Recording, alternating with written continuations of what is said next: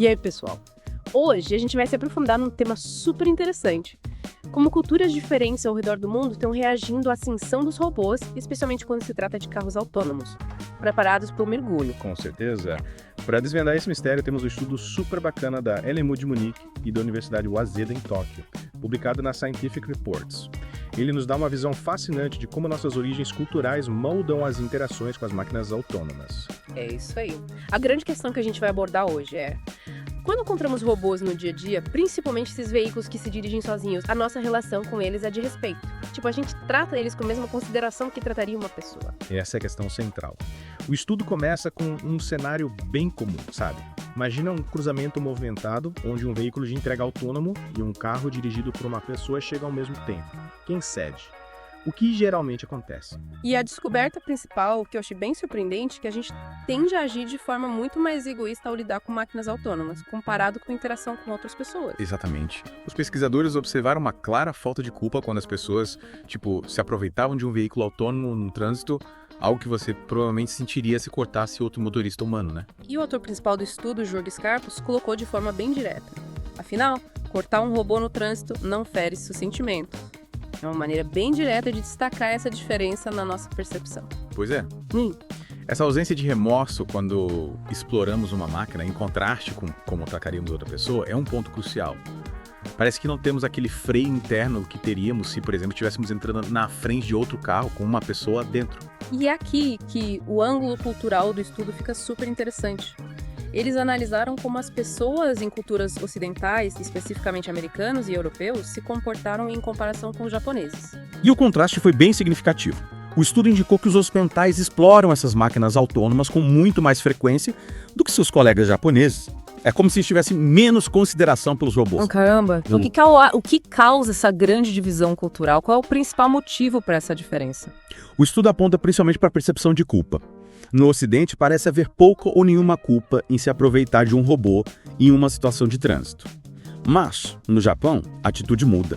As pessoas tendem a mostrar um grau maior de respeito em relação a essas máquinas, quase as tratando como se fossem humanas nessas interações. Que loucura. Então, como essas atitudes culturais diferentes podem influenciar a adoção de tecnologias autônomas no mundo real? Essa é a grande questão. Os pesquisadores sugerem que essa maior inclinação no Japão de respeitar essas máquinas pode levar a uma adoção muito mais suave e rápida de tecnologias como robotáxis, em comparação com cidades ocidentais como Londres ou Nova York. E imagina o planejamento urbano para veículos autônomos.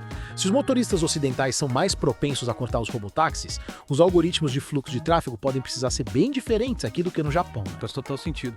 Se as pessoas estão mais dispostas a cooperar e interagir positivamente com esses veículos autônomos, o processo de integrá-los em nossas cidades provavelmente será muito mais tranquilo. Exatamente. Os pesquisadores usaram cenários de simulação cuidadosamente projetados nesses cruzamentos para observar o comportamento dos motoristas em condições controladas, o que permitiu quantificar essa diferença na gentileza ao volante.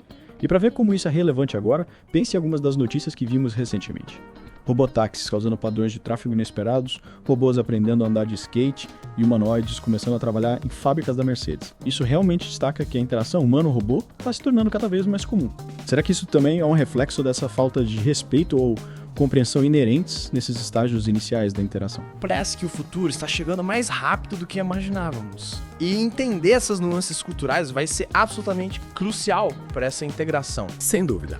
Então, para quem está nos ouvindo, a principal lição do nosso mergulho de hoje é que nossas normas culturais influenciam profundamente a forma como interagimos e percebemos a tecnologia autônoma.